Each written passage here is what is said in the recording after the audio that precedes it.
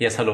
तो अभी तक हम लोगों ने क्या क्या देखा है? अभी तक हम लोगों ने देखा है कि कैसे मुगल्स का डिक्लाइन होता है, ठीक है, कैसे डिक्लाइन होता है उनका, और यूरोपियंस कैसे इंडिया में आते हैं, ठीक है, कौन कौन से ट्रेड्स करते हैं, कौन कौन से साल में आते हैं, कहाँ कहाँ फैक्ट्री लगाते हैं, वो सारी चीज़ें हमने देखा, ठीक है। अब हम अपनी कहानी को थोड़ा सा आगे बढ़ाएंगे और अब हम चलेंगे हमारे नेक्स्ट टॉपिक पे, जो कि था राइज ऑफ रीजनल स्टेट्स। जो भी लोकल स्टेट्स थे, है ना, रीजनल स्टेट्स या स्टेट्स के जगह पे हमें ज़्यादा अच्छे से बोलेंगे पावर्स, ठीक है। लोकल पावर्स कैसे स्टार्ट इंडिया में राइज करते हैं मुगल्स के बाद। तो हम इस चीज़ को ज़्यादा बेहतर तरीके से कैसे समझ पाएंगे? तो मैप की मदद से, ठीक है। तो मैं एक मैप बनाने की कोशिश करता हूँ, ठीक है, इंडिया की रफ मैप है ये, तो किसी को आहत होने की ज़रूरत नहीं, ठीक है। ये एक रफ मैप रहेगा। तो आप देखोगे कुछ इस तरीके से इंडिया का मैप है, ओके। गुजरात, राइट, ऐसे करते हुए साउथ, और यहाँ से बंगाल की तरफ हम जाएंगे, नेपाल, भूटान, और यूँ करते हुए हम इंडिया में आ जाएंगे, ठीक है। तो ये कुछ रफ स्केच है इंडिया का, ऑलराइट।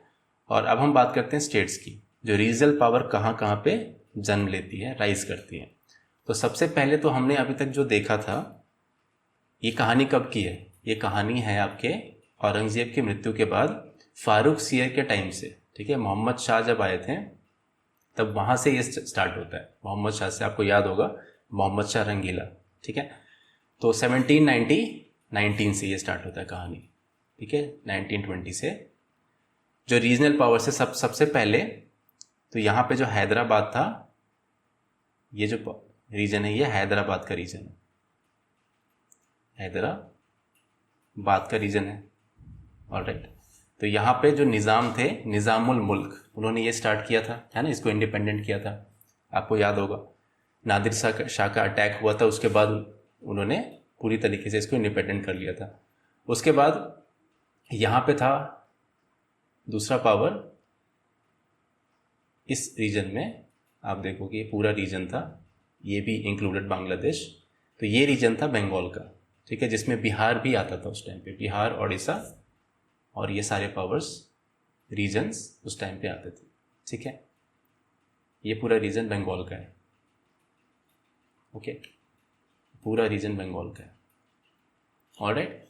उसके बाद यहाँ पे आप देखोगे तो अवध आपको मिलेगा, कहाँ पे? यूपी में आप देखो तो यहाँ पे आपको अवध दिखाई देगा, इस रीजन में अवध, ऑलराइट। ये रीजनल पावर जो कैसे कैसे जागते हैं उनकी हम बात कर रहे हैं। और जो मुगल्स थे बेचारे, वो यहाँ इस रीजन में, दिल्ली के रीजन में जाके सिमट के रह गए थे। ये मुगल्स हैं, ठीक है, ये मुगल्स थे जो दिल्ली में जाके सिमट गए थे। और उनके आसपास का जो रीजन था वो जाट का रीजन था। इसी रीजन में आप देखो तो यहाँ पे जाट आपको मिलेंगे, ठीक है, ये रीजन है जाट का, ऑलराइट, रीजनल पावर। फिर आते हैं यहाँ पे आगे जाके, जब या फिर राजा रंजीत सिंह पे हम जब जाएंगे, जब हम सिख को देखेंगे, तो उस टाइम पे आप देखोगे सिख जो रीजन था वो काफ़ी बड़ा था। ये जो था ये पंजाब का रीजन था, या सिख एम्पायर, है ना, पंजाब या सिख एम्पायर इसको आप बोलोगे सही तरीके से। ये क्या है? ये सिख है, सिक्स, ऑलराइट।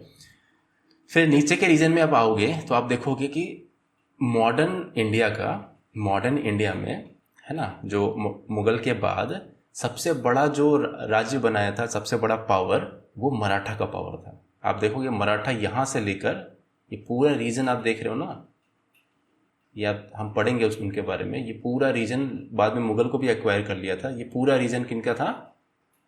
ये मराठा का रीजन था, मराठास, ठीक है। तो भगवा कलर इसको मैं डिनोट कर रहा हूँ, ठीक है। ये पूरा रीजन जो था मराठास हिंदू राज्य इन्होंने बनाया था, ठीक है, सौराष्ट्र, ये मराठास था। और इसके नीचे आप देखोगे यहाँ पे इस रीजन में, कहाँ पे, यहाँ पे डिफरेंट कलर से देखते हैं, तो ये रीजन है आपका, छोटा सा रीजन है मैसूर का। ये किसका है, मैसूर। ये दिखने में छोटा है लेकिन सबसे इफेक्टिव, ब्रिटिशर्स को सबसे ज़्यादा नुकसान पहुंचाने वाला यही है ना, ये और सिख। मैसूर और सिख जो थे, राजा रंजीत सिंह के सामने तो कोई टिका ही नहीं है ना, ब्रिटिशर्स, एग्रीमेंट करना पड़ता उनको अमृतसर का ट्रीटी, उसके बारे में पढ़ेंगे हम। और यहाँ पे थे हमारे, इस रीजन में आप देखोगे तो कर्नाटक का रीजन था ये, है ना, ये रीजन आप बोलोगे कर्नाटक, ठीक है, कर्नाटक। तो ये रीजनल पावर आप देखोगे कि इंडिया में कुछ ऐसा सेटअप हुआ था, ठीक है, मुगल्स के बाद। मुगल्स आप देख रहे हो कितना छोटा, दिल्ली तक, लाल किला तक ही उनका राज्य था, ठीक है। 1920 की बात है, उसके बाद की हम बात करेंगे। और हमारा जो पहला फोकस होगा वो होगा बंगाल, ठीक है। तो अब हम स्टार्ट करेंगे बंगाल को, ओके। हमारी कहानी स्टार्ट होगी बंगाल से, ऑलराइट। तो बंगाल आपको अगर याद हो तो 1722 में 22-24 के अराउंड मुर्शिद कुली खान ने बंगाल को इंडिपेंडेंट कर दिया था। बहुत ही केपेबल रूलर थे, हम देखेंगे, ये नवाब थे बंगाल के। तो कैसे इन्होंने अपने आप को ऑटोनोमस किया। ऑटोनोमस का मतलब क्या होता है कि आप एक छतरी के अंदर हैं लेकिन आप इंडिपेंडेंट हैं, आप अपने सारी चीज़ें कर सकते हैं, लेकिन उस बाहर वाला भी आपको सुपरवाइज कर रहा है, ठीक है। जैसे कि बंगाल के केस में आप देखो तो बंगाल के जितने भी रेवेन्यू है, टैक्स कलेक्शन है, ट्रेड है, जो भी पीपल का रूल है एंड सो ऑन, वो सब डिसाइड करेंगे मुर्शिद कुली खान नवाब, ठीक है, नवाब ऑफ बंगाल। और लेकिन सालाना कुछ बोलेंगे कि हाँ हम मुगल को भी कुछ दे देंगे। तो ये बंगाल मुगल के अंडर में ही था, लेकिन ये ऑटोनोमस हो चुका था। अब वो बोलने की बात है कि हम सालाना आपको देंगे, उतना कुछ, अब पावरफुल तो थे नहीं मुगल, तो कुछ देने की ज़रूरत नहीं थी उनको, ठीक है। तो मुर्शिद कुली खान ने इस्टेब्लिश किया था उसी टाइम पे। अगर आपको याद हो बैकग्राउंड, तो 1717 में दस्तक दिया गया था। दस्तक किसको, दस्तक का फरमान दिया गया था, किसने दिया था, फारूक सियर ने। फारूक सियर ने फरमान दिया था ब्रिटिशर्स को, है ना, ब्रिटिशर्स को दिया था। और 3 जगहों के लिए दिया था, हैदराबाद, गुजरात और बंगाल। हैदराबाद गुजरात में नहीं चली उनकी, लेकिन बंगाल में उन्होंने उसको बड़ी अच्छे तरीके से यूज़ किया, ठीक है। तो इसी टाइम पे उनको फरमान दिया गया था ब्रिटिशर्स को बंगाल में फ्री ट्रेड करने का। फरमान का मतलब क्या होता है, फ्री ट्रेड, हमने पढ़ा है इसके बारे में जब हम डिक्लाइन ऑफ मुगल्स पढ़ रहे थे तब, है ना। अब हम चलते हैं कि हम बंगाल को पढ़ेंगे कैसे।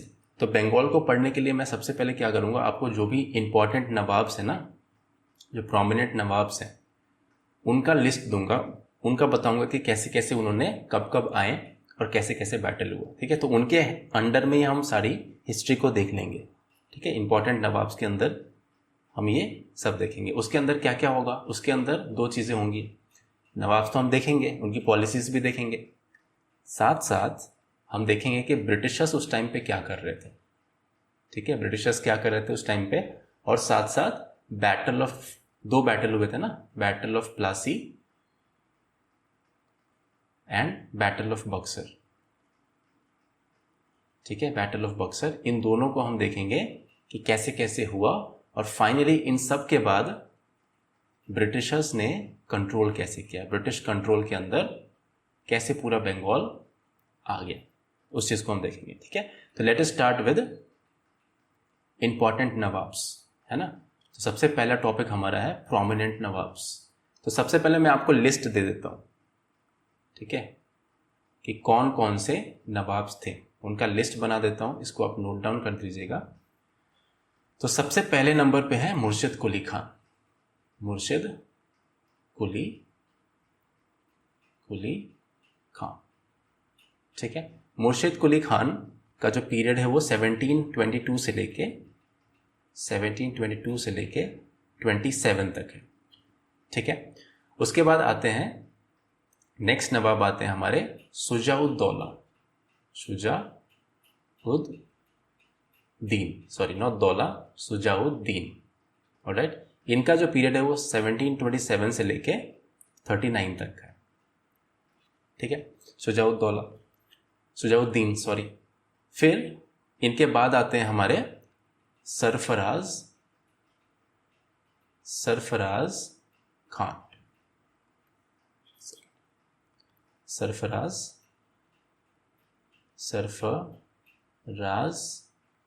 खान। ठीक है, सरफराज खान तो 1739 से लेके 40 तक का इनका काल था। ओके, उसके बाद आते हैं इंपॉर्टेंट अली वर्दी खान। ठीक है, अली वर्दी खान का एक स्टेटमेंट है ब्रिटिशर्स को लेके, वो काफ़ी फेमस हुआ था। ठीक है, काफ़ी फेमस स्टेटमेंट है। तो इन्होंने ब्रिटिशर्स को किस चीज़ से कंपेयर किया है?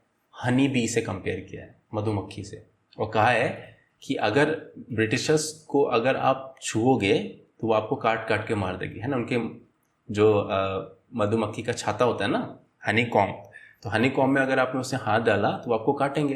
ठीक है, अगर उनको छोड़ दिए ऐसे तो हो सकता है कि कुछ समय बाद वो शहद दे दे, है ना, हनी दे दे। तो इसलिए इन्होंने, इनका फेमस डायलॉग है ब्रिटिशर्स को लेके अली वर्दी खान का। फिर अली वर्दी खान के बाद आते हैं सिराजुद्दौला, और यहाँ से स्टार्ट होती है बंगाल के नवाब्स और ब्रिटिशर्स के बीच में एक्चुअल फाइट। ठीक है, सिराजुद्दौला से 1756 से लेकर, है ना, 57 तक ये थे।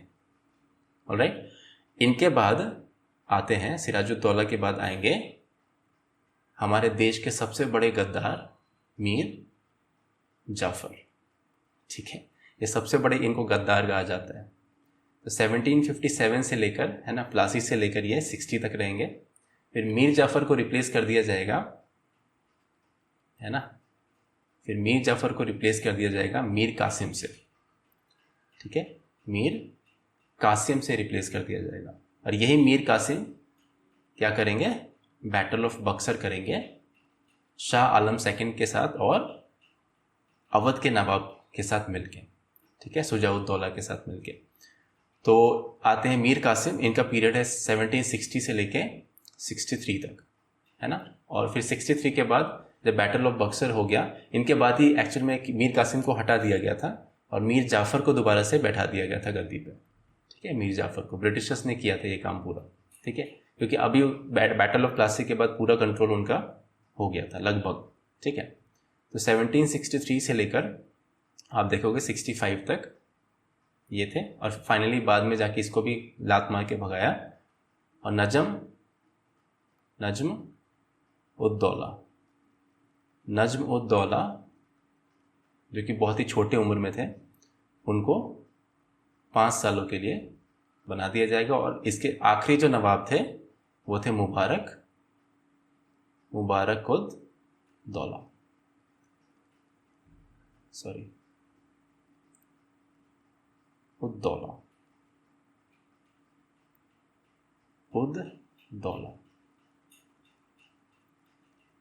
ठीक है, और ये थे 1770 से लेके, सॉरी हो सकता है कि ये स्क्रीन पे ना आ रहा हो, इसलिए मैं थोड़ा यहाँ लिख देता हूँ। ठीक है, मुबारकुद्दौला।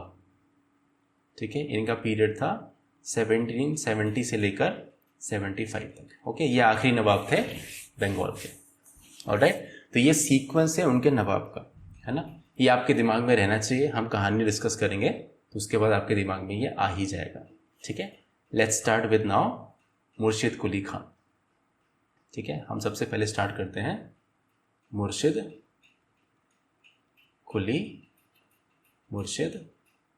कुली खान से।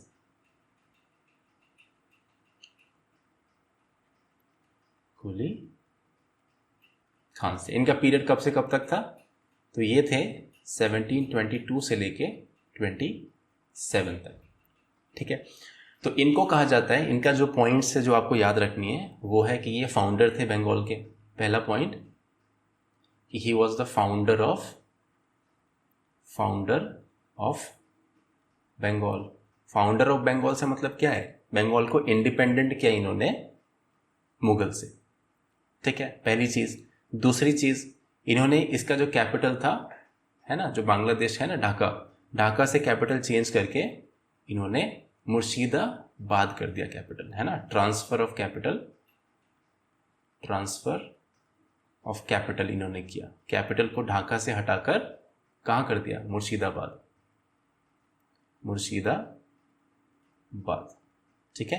तो ट्रांसफर ऑफ कैपिटल दूसरी इंपॉर्टेंट चीज, ठीक है। इन्होंने बहुत सारी चीजें थी। अब क्या था कि मुगल के काल में आपने देखा था कि कैसे जो जागीर्स थे उसको मतलब आंख बंद करके दिया जा रहा था, है ना। औरंगजेब के बाद तो ऐसे दिया गया कि जो मन किया। अब मुगल के पास तो पैसे नहीं थे उतने, है ना, उतना कंट्रोल नहीं था उनका औरंगजेब के बाद से। तो क्या करें, कुछ काम हुआ तो जागीर दे दिए, कुछ काम हुआ तो जागीर दे दिए, है ना, यही काम चालू था। तो एक ऐसा टाइम है कि जागीर था ही नहीं देने के लिए, ऑलराइट। तो इन्होंने क्या किया कि बंगाल में जागीर को देने का रोक लगा दिया, ठीक है, बैन कर दिया कि अब भैया जागीर नहीं दिया जाएगा किसी को, ठीक है। और जो भी जागीर के लैंड थे, ठीक है, जो भी जागीर थे, जागीर को उन्होंने ट्रांसफर करके खालसा लैंड बना दिया। जागीर को क्या बना दिया, खालसा क्या होता है लैंड, खालसा जो डायरेक्ट कंट्रोल होता है नवाब का, ठीक है, नवाब का कंट्रोल होता है खालसा के ऊपर, और जो भी पेमेंट वगैरह है वो नवाब ही देंगे सबको, ठीक है। तो ये इंपॉर्टेंट चीज़ें थी, इन्होंने बहुत इंप्रूवमेंट किया था, ठीक है, ये केपेबल रूलर थे। और एक बहुत इंपॉर्टेंट चीज़ है इनका जो याद रखने वाला है वो है कि इन्होंने फार्मर्स को तकवी दिया था फार्मर्स को, ठीक है। ये तकवी क्या होता है, तो तकवी होता है एडवांस लोन होता है ना, कि फार्मर के पास पैसे नहीं होते हैं, है ना, उनको सब कुछ क्रॉप वगैरह सब कुछ डालना पड़ता है ना, सीड वगैरह लेना पड़ता है, बहुत सारी खर्च होते हैं उसमें, इरिगेशन एंड सो ऑन। तो उनके पास पैसे नहीं होते हैं, तो इसके लिए क्या करते हैं, तो अगर उनको पहले पैसे दे दिए जाए तो क्या करेंगे, वो सारी चीज़ें ले पाएंगे, उनके ऊपर स्ट्रेस नहीं होगा, वो फ्रीली रहेंगे और अच्छे से क्रॉप को मेंटेन कर सकते हैं, है ना, उससे अच्छा फसल भी होगा। तो इसीलिए उन्होंने तकवी फार्मर्स को देना चालू किया, ठीक है। फार्मर्स मतलब पीजेंट्स को, जो भी खेती करते थे उनको, खेती या फिर जो एनिमल रेयरिंग करते थे उसको। और जमींदार उस टाइम पे बहुत सारे हो गए, तो जमींदार के रिवोल्ट को भी दबाया था उन्होंने, ठीक है, ये दूसरी चीज़ थी। और जो एडमिनिस्ट्रेशन था उसको भी सुधारा, ठीक है। ये बहुत सारी चीज़ें उन्होंने की थी। और एक इम्पॉर्टेंट चीज़ उनके टाइम की है कि वो हमेशा कंट्रोल करते थे फॉरेन ट्रेड को, है ना, कंट्रोल्ड फॉरेन ट्रेड। जो भी फॉरेन ट्रेड होते थे, ट्रेडर्स होते थे, फॉरेन ट्रेड्स, तो इन सब को वो कंट्रोल करते थे, अपने कंट्रोल में रहते थे, ठीक है। ट्रेड्स का मतलब है ट्रेडिंग कंपनीज, फॉरेन ट्रेडिंग, जो भी फॉरेन ट्रेडिंग कंपनीज थे उनको कंट्रोल में रखते थे। हाँ, उनके पास दस्तक था इस टाइम तक ब्रिटिशर्स के पास, लेकिन फिर भी ये कंट्रोल में उनको रखते थे, ठीक है, क्योंकि ये उस टाइम पे पावर में थे, ज़्यादा पावर में थे, और ब्रिटिशर्स ने इंडिया के सिचुएशन को ठीक से उस टाइम पे भापा नहीं था, ठीक है। और एक बार उन्होंने भाप लिया, उसके बाद तो उन्होंने क्या बोलते हैं उसको, हवा निकाल दी, है ना, बोलते हैं कि हवा निकाल देना। तो मुर्शिद कुली खान गए, ओके। फिर आते हैं हमारा सुजाउद्दीन का जो काल है वो 1827 से लेके 39 तक इनका काल था, ठीक है। तो सुजाउद्दीन कौन थे, सुजाउद्दीन सन इन लॉ थे, है ना, दामाद जी थे, वो थे सन इन लॉ ऑफ मुर्शिद कुली खान, दामाद जी थे, ठीक है, मुर्शिद कुली खान के, ओके। तो ये गद्दी पे कैसे आ गया सन इन लॉ, तो इनको मोहम्मद शाह ने गद्दी पे आने से पहले, शुजाउद्दौला जब नवाब बने बंगाल के, उससे पहले इनको मोहम्मद शाह ने बिहार का गवर्नरशिप दिया था इनको, ठीक है। मोहम्मद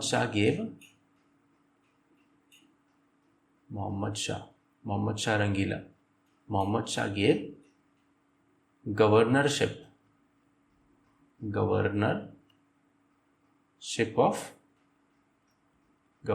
ऑफ बिहार। ठीक है, तो इनको नवाब बनने से पहले, जब मुर्शिद कुली खान पहले से ही थे गद्दी पे, तो उस टाइम पे इनको मोहम्मद शाह ने बिहार का गवर्नर बनाया था, है ना।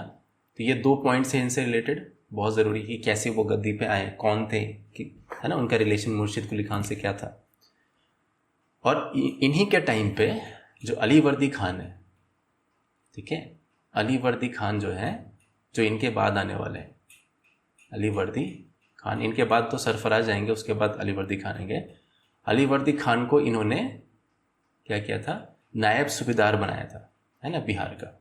तो बिहार का नायब सूबेदार, है ना, नायब सूबेदार।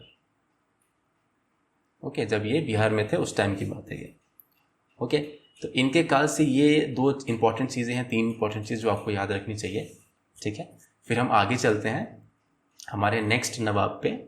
ठीक है, तो ये कौन थे सरफराज, तो ये शुजाउद्दौला के सन थे, सन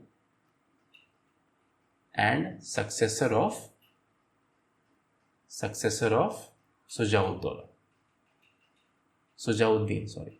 सुजाउद्दीन के ये सन थे, केपेबल नहीं थे। ठीक है, सन होने से केपेबल होना ज़रूरी नहीं है ना, इसके ऊपर लंबा डिस्कशन चल सकता है। ठीक है, तो इनके काल में क्या इंपॉर्टेंट हुआ, तो इनके काल में इंपॉर्टेंट ये हुआ, जो अली वर्दी खान थे ना, नायब सूबेदार बिहार के, उन्होंने इनको हटाने के लिए इनसे वॉर लड़ा। ठीक है, और वो उस वॉर का नाम था, मतलब बैटल था छोटा सा, वो था बैटल ऑफ गिरिया।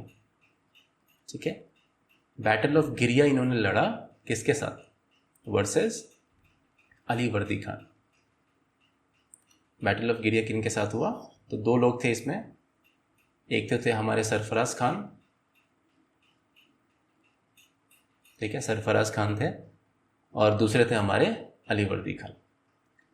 ठीक है, तो अली वर्दी खान ने क्या किया, इनको हरा दिया, है ना, इनको हरा दिया और गद्दी पे बैठ गया।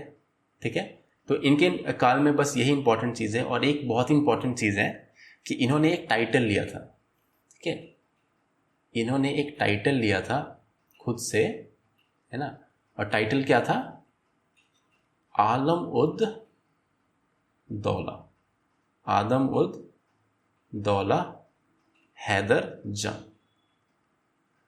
ठीक है, लंबा चौड़ा सा टाइटल लिया था, किसी काम के नहीं थे, लेकिन टाइटल ले लिया बहुत बड़ा। ठीक है, तो याद रखना है कि कभी कभी ये क्वेश्चन आ जाता है कि आलम उद दौला टाइटल किन्होंने लिया था, है ना, बंगाल के कौन से नवाब ने।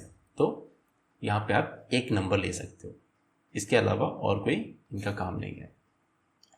फिर हम आगे बढ़ते हैं अली वर्दी खान पे, जिन्होंने ब्रिटिशर्स को किससे कंपेयर किया था, मधुमक्खी से कंपेयर किया था, वो थे अली वर्दी खान। अली वर्दी खान बहुत ही चालाक, ठीक है, व्यक्ति थे। तो 1740 से लेकर उनका जो काल था वो 56 तक था, है ना, 1756 तक। ओके, तो अली वर्दी खान जो थे, उन्होंने क्या किया था कि इस टाइम पे, इनके टाइम की बात करें अगर हम, तो पहली चीज़ है कि इन्होंने ब्रिटिशर्स को छेड़ा नहीं। ठीक है, उस टाइम पे क्या सिचुएशन क्या था बंगाल का, तो उस टाइम पे सिचुएशन ये था बंगाल का, अगर आपको याद हो तो उस टाइम पे डच भी थे, फ्रेंच भी थे, है ना। तो आप याद करो कि डच का जो फैक्ट्री था वो कहाँ पे था, चिंसूरा में, बंगाल में, है ना, चिंसूरा में इनका फैक्ट्री था। फिर फ्रेंच जो थे उनका फैक्ट्री कहाँ था, चंद्रनगर,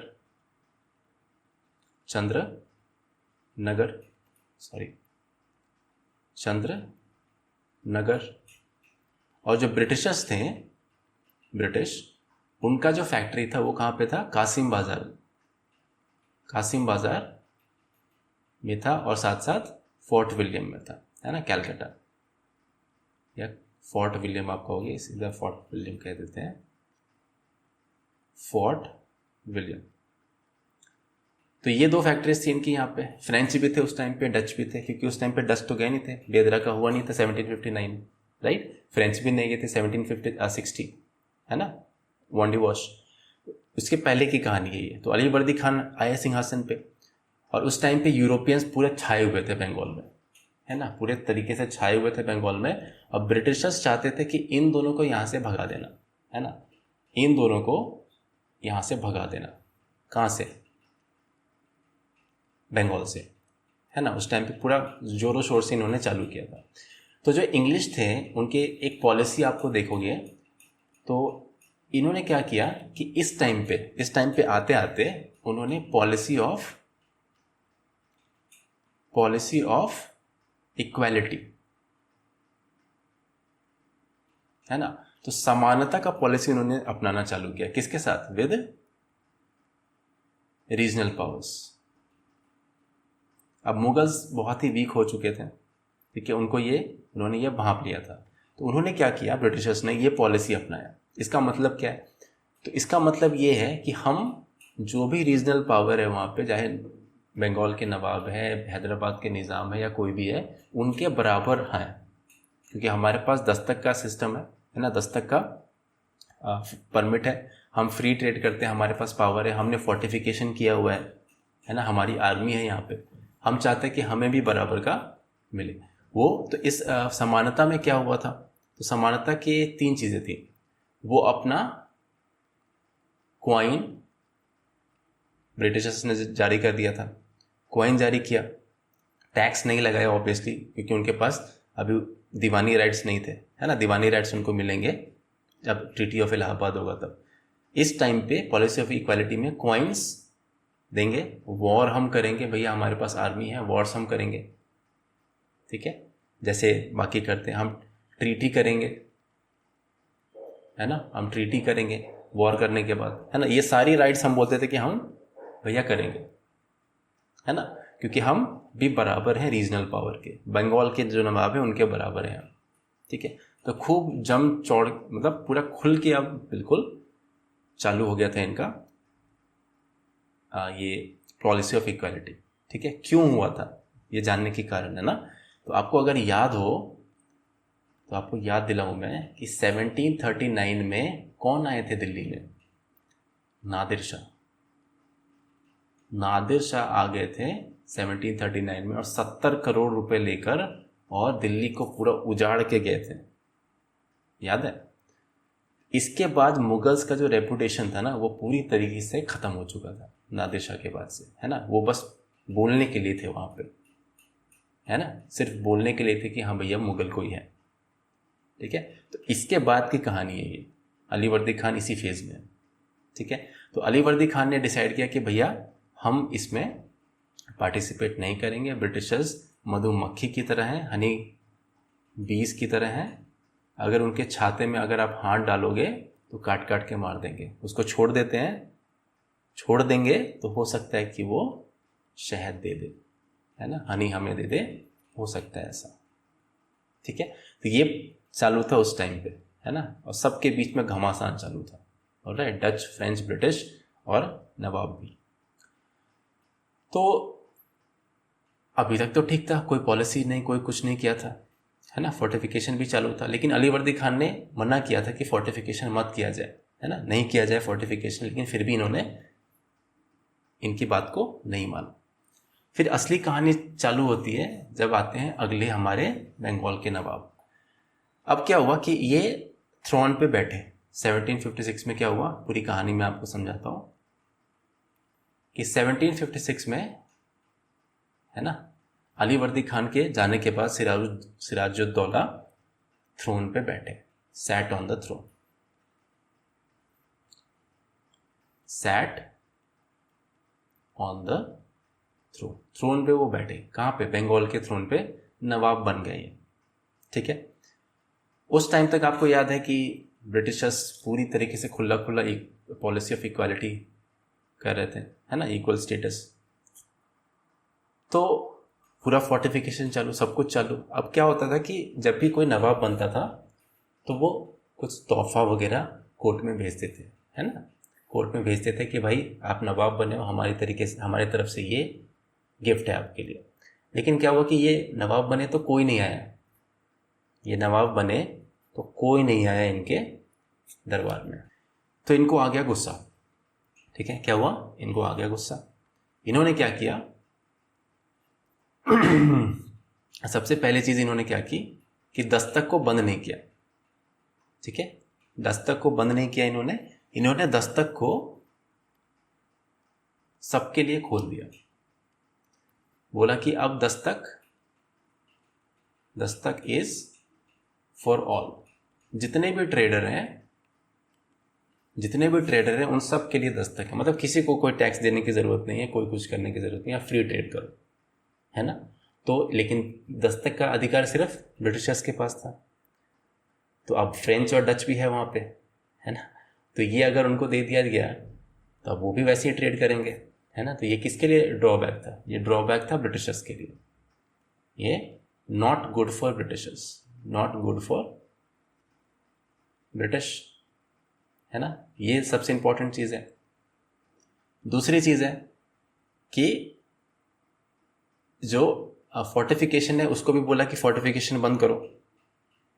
ठीक है, ये एक दूसरा कारण हो गया। फोर्टिफिकेशन के खिलाफ बोला उन्होंने कि स्टॉप फोर्टिफिकेशन, है ना, स्टॉप फोर्टिफिकेशन,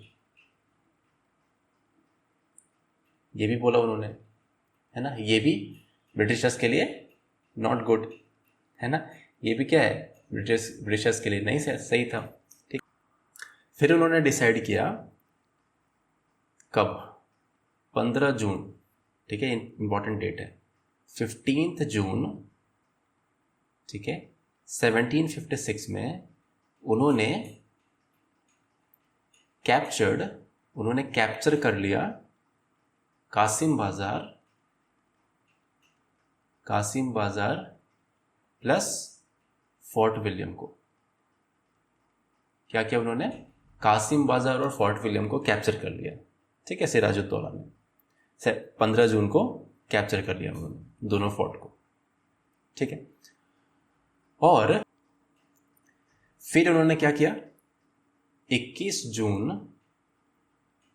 1756 को उन्होंने एक रूम के अंदर, है ना, एक रूम के अंदर करीबन 146 पीपल को, ब्रिटिशर्स को बंद कर दिया एक ही रूम में। ठीक है, अगले दिन मतलब 20 तारीख को किया था, 21 तारीख को वो बाहर आते हैं तो उसमें से सिर्फ 23 लोग बाहर हैं, वेर अलाइव। ठीक है, बाकी की 123 लोग डेड, मारे गए, कहा जाता है ऐसा। ठीक है, इस इंसिडेंट को नाम दिया गया है ब्लैक होल इंसिडेंट। ठीक है, ब्लैक होल इंसिडेंट इसको के नाम से इसको जाना जाता है। ठीक है, तो ये इंसिडेंट हुआ, सिराजुद्दौला ने ये कर दिया, ठीक है, जो उनको नहीं करना चाहिए था, है ना। और भी तरीके थे बट ब्रिटिशर्स मान नहीं रहे थे। तो ब्लैक होल इंसिडेंट हुआ उससे। और उस टाइम पे क्या हुआ कि मद्रास में थे रॉबर्ट क्लाइव, जो अमेरिकन रेवोल्यूशन के टाइम पे, अमेरिकन इंडिपेंडेंस के खिलाफ बहुत अच्छे जनरल थे वो। ठीक है, तो वहाँ से वो आए हुए थे, मद्रास में थे वो। ऑलराइट, तो कहानी सुनी उन्होंने। तो फिर वो चले गए बंगाल। ठीक है, वो चले गए कहाँ, बंगाल चले गए। और बंगाल जाके सबसे पहले उन्होंने युद्ध नहीं किया। ठीक है, उन्होंने युद्ध नहीं किया, ये 1756 की बात है। 23 जून 1757 में जाके बैटल ऑफ प्लासी होगा सिराजुद्दौला के साथ। तो 1 साल का समय उन्होंने लिया। किस लिए लिया, वो इसलिए लिया क्योंकि सिराजुद्दौला के कोर्ट में या उसके आसपास, है ना, कुछ लोग थे, उनका नाम मैं लिख देता हूँ। ठीक है, तो उस टाइम पे ये कुछ 3-4 लोग थे जो इनसे नाखुश थे। ठीक है, एक तो थी घसेटी बेगम इनकी बुआ। ठीक है, ये एक थी। ओके, दूसरे थे शौकत जंग, शौकत जंग। तीसरे थे मीर जाफ़र, मतलब तीसरे नहीं, सब को एक साथ आप लेके चलो। एक मीर जाफ़र थे जो इनके बाद नवाब बनेंगे, ठीक है, मीर जाफ़र।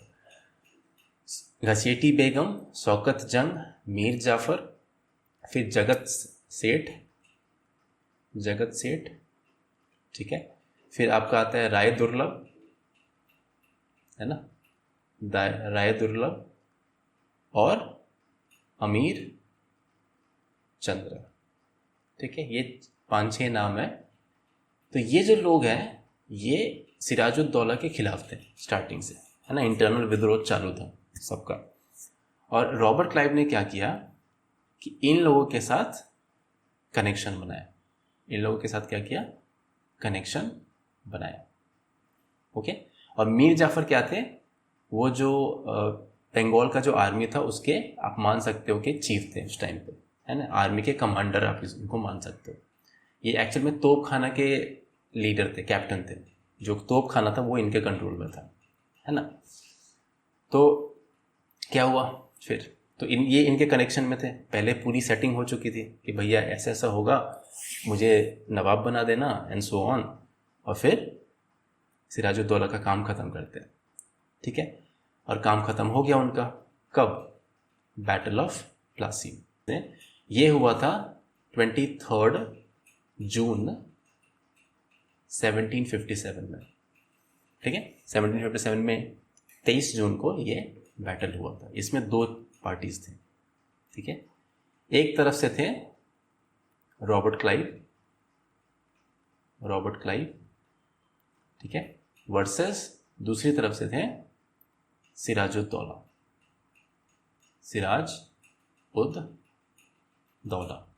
ठीक है, सिराजुद्दौला थे। सिराजुद्दौला की तरफ से थे देखने के लिए, सिराजुद्दौला की तरफ से थे हमारे Mir Jafar and so on, है ना। मीर जाफ़र में लिख देता हूँ यहाँ पे, मीर जाफ़र भी इन्हीं की तरफ से थे बाहर से, बट एक्चुअल में किसकी तरफ से थे, वो रॉबर्ट क्लाइव की तरफ से, ठीक है। तो एक्चुअल में लड़ाई हुई भी नहीं थी यहाँ पे ठीक तरीके से, ओके। सिराजुद्दौला आए महल से बाहर, है ना, फोर्ट से बाहर लड़ने के लिए। मीर जाफ़र ने एक भी तोप नहीं डाला, है ना।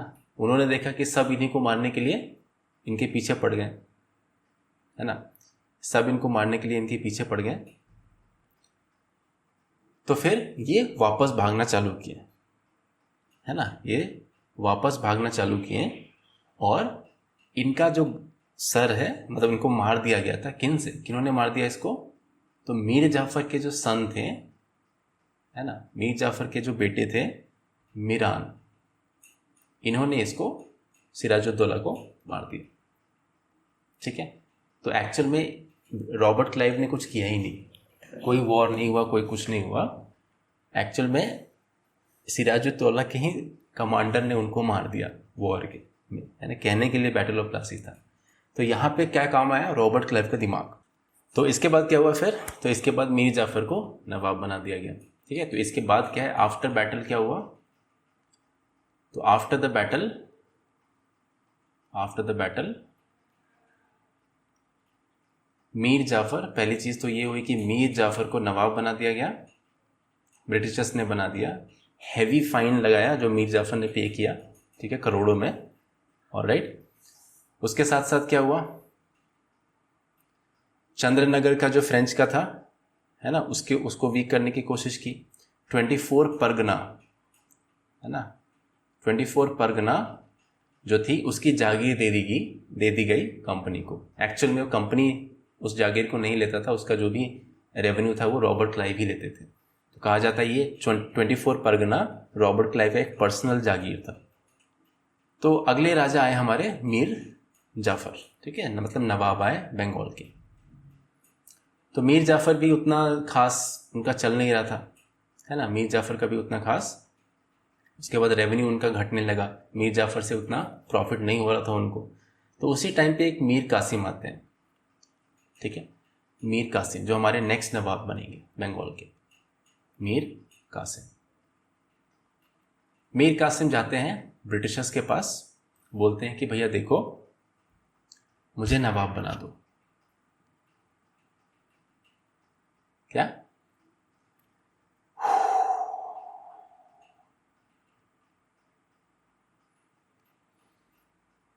ओके, तो अगले नवाब आते हैं हमारे मीर कासिम। मीर जाफर तो बन चुके हैं नवाब, 1760 तक ये थे।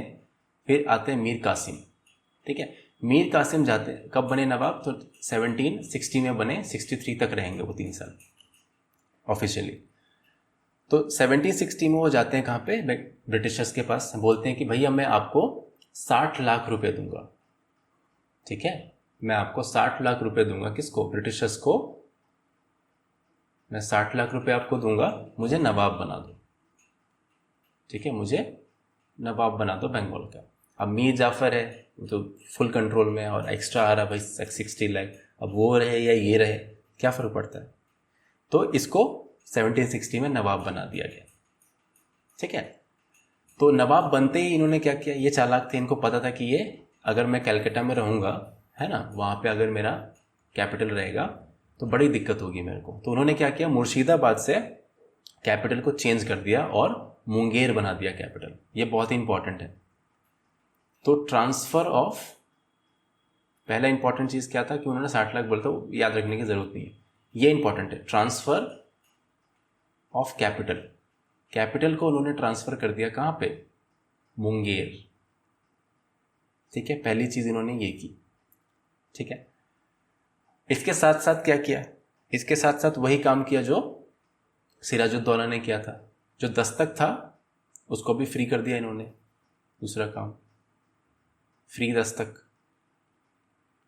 है ना, सबके लिए। ओके, इन्होंने एक फैक्ट्री लगाई थी मुंगेर में। मुंगेर में इन्होंने एक गन फैक्ट्री लगाई थी, गन फैक्ट्री।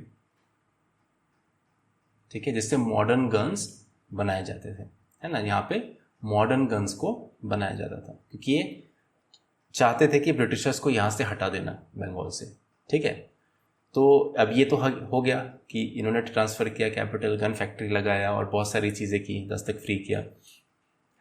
ब्रिटिशर्स को प्रॉब्लम होने लगी, तो इन्होंने, ब्रिटिशर्स ने इनको, मीर कासिम को हटा दिया 63 में नवाबशिप से, और किसको ले आए, दोबारा से मीर जाफ़र को ले आए। किसको ले आए, फिर से मीर जाफ़र को ले आए 1763 में। ठीक है, मीर जाफ़र को लाए, बट ये जो मीर कासिम थे वो चले गए भाग के दिल्ली, है ना। सबसे पहले अवध गए और फिर दिल्ली गए। ओके, और अब कहानी स्टार्ट होती है किसकी, बैटल ऑफ बक्सर की। तो मीर कासिम चले गए अवध। ठीक है, वहाँ पे शुजाउद्दौला थे नवाब अवध के, और मुगल के नवाब उस टाइम पे बादशाह थे शाह आलम द्वितीय, शाह आलम सेकंड। ठीक है, तो अब हम चलते हैं अगले वॉर पे, जो है हमारा बैटल ऑफ बक्सर। ठीक है, बैटल ऑफ बक्सर ये हुआ था 23 अक्टूबर 1764। ठीक है, इसमें 2 पार्टीज थी। एक तरफ से थे, है ना, इंडिया के अलायंस, इंडियन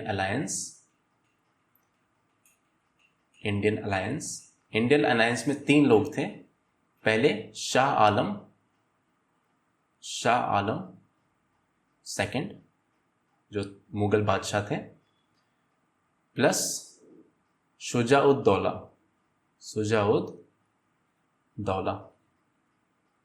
ठीक है, जो अवध के नवाब थे। ओके, और हमारे मीर कासिम जो बंगाल से भाग के गए थे। ठीक है, मीर कासिम, इन तीनों ने मिल के किससे लड़े, वर्सेस ब्रिटिश। ठीक है, ब्रिटिश से लड़े। ब्रिटिश की तरफ से जो कैप्टन थे वो थे हेक्टर मुनरो।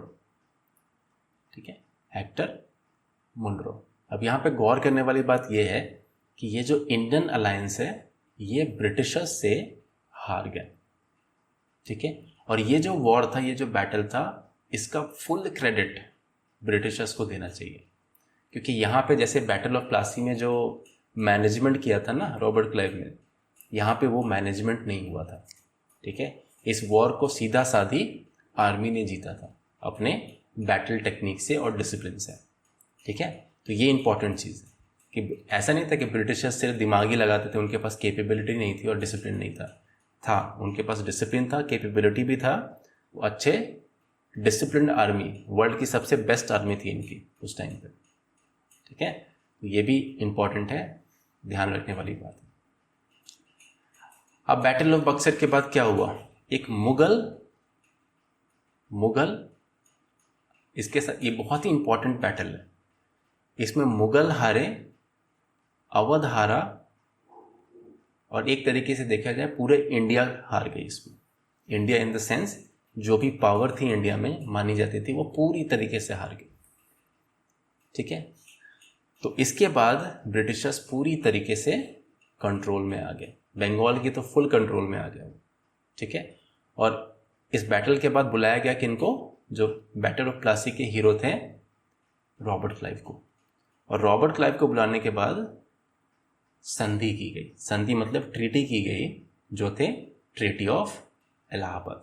2 ट्रीटीज थे इसमें, ठीक है, ट्रीटीज ऑफ इलाहाबाद, ठीक है।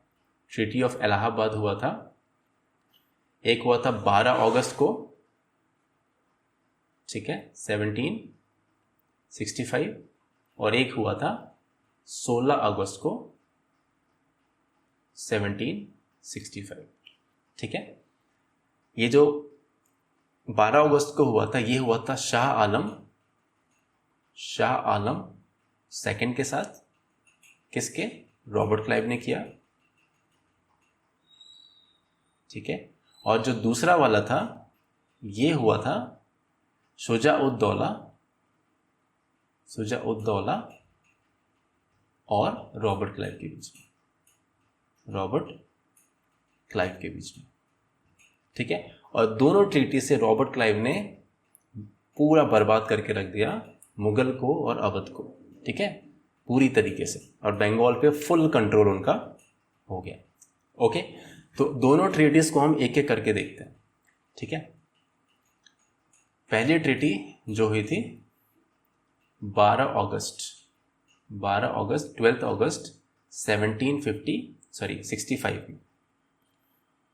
65 में, ठीक है। किन के बीच में हुआ था, शाह आलम सेकंड और रॉबर्ट क्लाइव के बीच में हुआ था, ठीक है।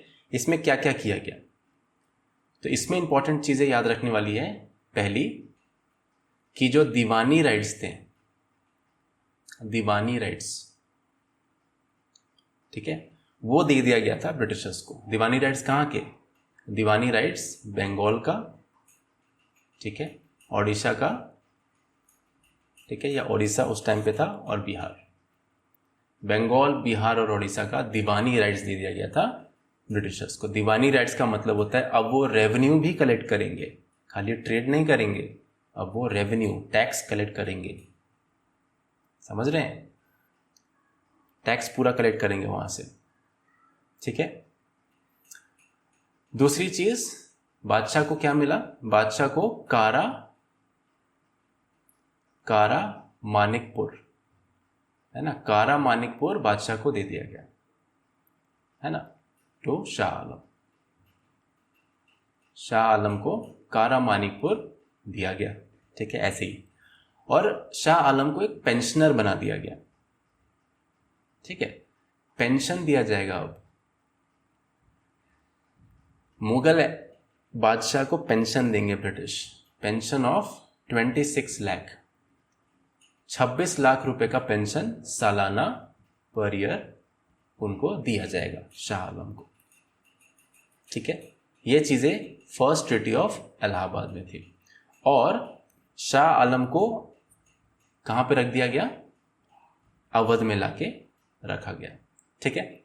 अब हम दूसरी ट्रीटी की बात करते हैं, जो हुआ था 16 अगस्त को, 16 अगस्त 1765 में, जो हुआ था शुजा-उद-दौला और रॉबर्ट क्लाइव के बीच में, क्लाइव के बीच में। ठीक है, इसमें भी सेम तरीके से बर्बाद किया गया शुजाउद्दौला को। ठीक है, उनको कहा गया कि सबसे पहले तो भैया आप 50 लाख रुपए टेबल पे रखो टू ब्रिटिश। ठीक है, 50 लाख रुपए आप टेबल पे रख दो, सबसे पहली चीज, उसके बाद बात करेंगे। ओके, तो इनसे लिया गया। फिर अवध में भी टैक्स फ्री, अवध में भी दस्तक, अवध में भी, है ना, अवध में भी दस्तक। क्या किया गया कि अब आर्मी, इंग्लिश आर्मी रहेगी अवध में, इंग्लिश आर्मी रहेगी। ठीक है, was kept in Awadh, Awadh में अब रहेगी इंग्लिश आर्मी। ठीक है, किसके एक्सपेंस पे? ऑन द एक्सपेंस ऑफ नवाब। उनके खाने का, पीने का, रहने का, सब चीज का खर्चा कौन देगा? नवाब देंगे। ओके, तो नवाब के एक्सपेंस पे इंग्लिश आर्मी रहेगी अवध में। ठीक है, ये चीज हुआ और अवध को वापस कर दिया गया। ओके, अवध को वापस कर दिया गया, अवध रिटर्न टू नवाब, नवाब को वापस कर दिया गया अवध, लेकिन ये सारी शर्तों पे। ओके, तो ये थी हमारे ट्रीटी ऑफ इलाहाबाद। दोनों ट्रीटीज को हमने देख लिया है। अब इस ट्रीटी के कारण क्या हुआ देखिए, दीवानी राइट्स उन्होंने ले लिया। ठीक है, और धीरे धीरे करके निजामी राइट्स भी उन्होंने ले लिया। ठीक है, निजामी राइट्स और दीवानी राइट्स आपने मुगल में पढ़ा होगा। दीवानी राइट्स रेवेन्यू के राइट्स होते हैं, दीवानी और निजामी राइट्स जो होते हैं वो आर्मी और एडमिनिस्ट्रेशन से रिलेटेड होते हैं। ठीक है, दो चीजें हैं यहाँ पे। हम आगे पढ़ते हैं इसको अगले स्लाइड में। तो दो तरीके के होते हैं, एक होता है निजामी राइट्स, निजामी जो होता है एडमिनिस्ट्रेशन से, है ना, लॉ, एडमिनिस्ट्रेशन, जिसमें आप जाने वाले हैं अगर आप देते हैं एग्जाम्स तो। ठीक है, एडमिनिस्ट्रेशन। और जो दीवानी राइट्स होते हैं वो रेवेन्यू से रिलेटेड होते हैं। किससे? रेवेन्यू से रिलेटेड। रेवेन्यू मतलब टैक्स कलेक्शन, टैक्स कलेक्शन जो भी पेमेंट आता है वो उससे रिलेटेड होता है। और एडमिनिस्ट्रेशन मतलब क्या? पुलिस वगैरह हो गया, लॉज वगैरह हो गया, ये सारी चीजें उसमें आ जाती है। ठीक है, लॉज को रेगुलेट करने की बात होती है। तो ये दोनों राइट्स थे ब्रिटिशर्स के पास। ठीक है, बंगाल में। अब बंगाल में सिचुएशन क्या हो गया? बंगाल में बैटल ऑफ बक्सर के बाद क्या सिचुएशन हुआ? दीवानी राइट्स, निजामी राइट्स सब इसके पास है, ब्रिटिश गवर्नमेंट के पास। अब वो नहीं चाहती थी कि भाई सीधा नवाब को हटा दिया जाए और हम आ जाए, समझ रहे हो? क्योंकि सदियों से चला आ रहा है ना, सदियों से इन द सेंस कि 100 साल से ज्यादा से चले आ रहे हैं कि बंगाल में नवाब रहते हैं, तो उनको वो एक्सेप्ट करते हैं। वहाँ के जो लोग हैं, जो पॉपुलेशन है, उसको एक्सेप्ट करते हैं कि भाई नवाब है हमारा। अगर बाहरी कोई आके वहाँ बैठ जाएगा तो उसको एक्सेप्ट नहीं करेंगे, विद्रोह होगा, विद्रोह को शांत करने में ही रह जाएंगे। कौन? ब्रिटिशर्स। तो उनका जो पर्पस है वो क्या है? एक्सप्लॉयटेशन। वो ट्रेड करना चाहते हैं, ट्रेड भी नहीं करना चाहते, अब तो सीधा ज़्यादा से ज़्यादा पैसा कलेक्ट करना चाहते हैं। ठीक है, अब उस टाइम पे अगर विद्रोह चालू हो जाएगा सबका तो उसी को दबाने में रह जाएंगे, पैसा कब कमाएंगे, समझ रहे हो? तो नवाब को बैठा के रखा बस दिखाने के लिए, है ना, नवाब को बस बैठा के रखा। और यहाँ पे डुअल सिस्टम आ गया बंगाल में। ठीक है, डुअल सिस्टम आ गया यहाँ पे, या डुअल गवर्नमेंट आपको, एक तरीके से डुअल गवर्नमेंट। और कैसा वाला डुअल गवर्नमेंट? तो उसको समझाता हूं मैं। दो राइट्स होते हैं, ठीक है, दो चीजें होती हैं। एक तो होता है एडमिनिस्ट्रेशन का, है ना, law and order, law and order, administration वगैरह सब कुछ इसी में आ गया, मैं उसी में डाल रहा हूं। और दूसरा होता है फाइनेंस, फाइनेंस मतलब रेवेन्यू, फाइनेंस। ठीक है, ये दो चीजें होती हैं। तो नवाब लॉ एंड ऑर्डर को देखेंगे, है ना, और जो फाइनेंस है, रेवेन्यू का जो डिपार्टमेंट है, अब वो ब्रिटिश के हाथ में सीधा सीधा। ठीक है, तो ब्रिटिश के हाथ में है पूरा का पूरा फाइनेंस, जो भी रेवेन्यू है, जो भी चीजें हैं। अब फाइनेंस उनके हाथ में, तो इसका मतलब क्या हुआ? फाइनेंस उनके हाथ में है तो सब कुछ तो पैसे से चलता है, समझ रहे हो? तो आर्मी उनके अंडर में है, ठीक है, एक्सटर्नल अफेयर उनके अंडर में है, ठीक है, ये सारी चीजें उनके अंडर में है, एक्सटर्नल अफेयर्स। ठीक है, फाइनेंस तो आ ही गया उनके अंदर में, समझ रहे हो? तो इसको दो हेड में हम डिवाइड कर सकते हैं। ठीक है, कि रिस्पॉन्स, इसको मैं हटा देता हूँ, ठीक है, लॉ एंड ऑर्डर इसको हटा देता हूँ। तो यहाँ पे दो हैं, है ना, दो रिप्रेजेंटेटिव आप इसको लेके चल सकते हो। एक तो नवाब, ऐसे करो कि एक हो गए नवाब और दूसरे हो गए ब्रिटिश। ठीक है, नवाब के भी गवर्नमेंट चल रही है और ब्रिटिश की भी गवर्नमेंट चल रही है, लेकिन ब्रिटिश की गवर्नमेंट लोगों को दिख नहीं रही है। ठीक है, बस नवाब आगे से दिख रहे हैं। बोलते हैं ना, फोटो उनका है लेकिन काम कोई और कर रहा है पीछे से। समझ गए? और नवाब के पास रिस्पॉन्सिबिलिटी किस चीज की है? इनके पास रिस्पॉन्सिबिलिटी है इंटरनल लॉ एंड ऑर्डर का, ठीक है, इंटरनल सिक्योरिटी का। अब इंटरनल सिक्योरिटी के लिए भी किसकी जरूरत पड़ेगी भैया? पैसे की। पैसे लेने के लिए किसके पास जाना पड़ेगा? ब्रिटिशर्स के पास। समझ रहे हो ना? और जुडिशरी का जो भी रिस्पॉन्सिबिलिटी है वो सब चली गई नवाब के पास, और ब्रिटिशर्स के पास जो भी फायदेमंद चीजें थी वो चली गई। इसी को बोलते हैं क्या? इसको बोलते हैं डुअल गवर्नमेंट, है ना। और एक इंपॉर्टेंट चीज याद रखने वाली है यहाँ पे कि एक ब्रिटिशर्स ने ही यहाँ पे भी एक नवाब के अंडर में ही एक नायब सूबेदार जिसका नाम था मोहम्मद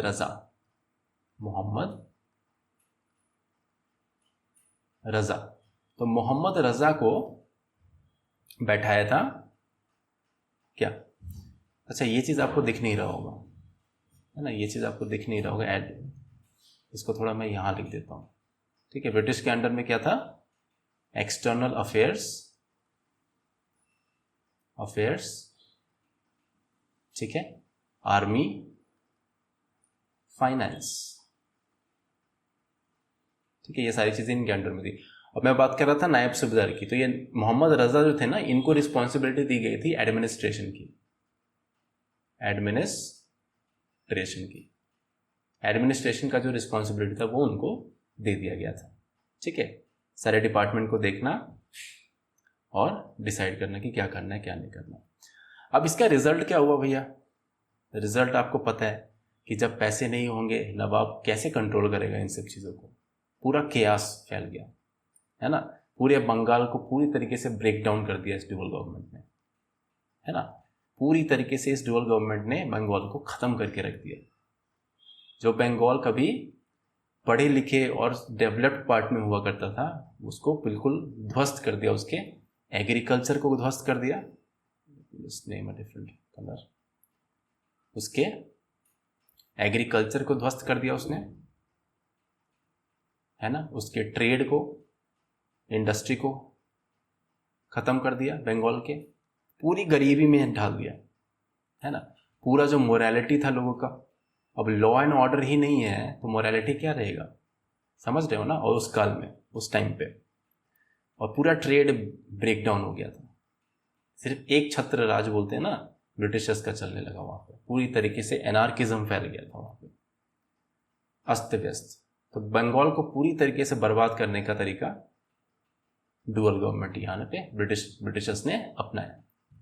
ठीक है, तो देखिए, तो यही हमारा बंगाल था। ठीक है, यही हमारा बंगाल था पूरा का पूरा। और इसके बाद अब हम चलेंगे कहाँ पे? अवध में। अब अपना नेक्स्ट जो पाथ होगा वो नेक्स्ट लेंगे हम अवध में। अवध के बाद हम चलेंगे जाट पे। राजपूताना हमने मिस कर दिया, यहाँ पे राजपूताना भी है, इस एरिया में राजपूत थे। ठीक है, इस एरिया में ये है राजपूत का एरिया, राजपूताना, ये भूल गए थे। ठीक है, यहाँ पे राजपूताना, जाट राजपूताना करते हुए मराठास को देखेंगे। मराठास के बाद मैसूर को, मैसूर के बाद हम चलेंगे पंजाब। ठीक है, और ये पूरी कहानी खत्म, राइज ऑफ रीजनल पावर। और इसके बाद ये गुच्छे की तरह है। ठीक है, अगर मैं आपको समझाऊं ये गुच्छे की तरह है एक्चुअल में। क्यों? क्योंकि इसके बाद क्या होगा ना, जब मैसूर और पंजाब भी खत्म हो जाएगा और 1857 के बाद एक सिंगल रास्ता जाएगा। ये सब अभी गुच्छे की तरफ आपस में मिले हुए हैं, सब चीज़ एक साथ हो रहा है ना। तो सबसे कंफ्यूजिंग जो हिस्ट्री है वो अभी यहीं पे है, लेकिन आई होप आपको ये समझ में आया होगा। ऑलराइट, तो यही है पूरी कहानी बंगाल की। ऑलराइट, उसके बाद अब हम चलेंगे अवध में in the next video. Thank you.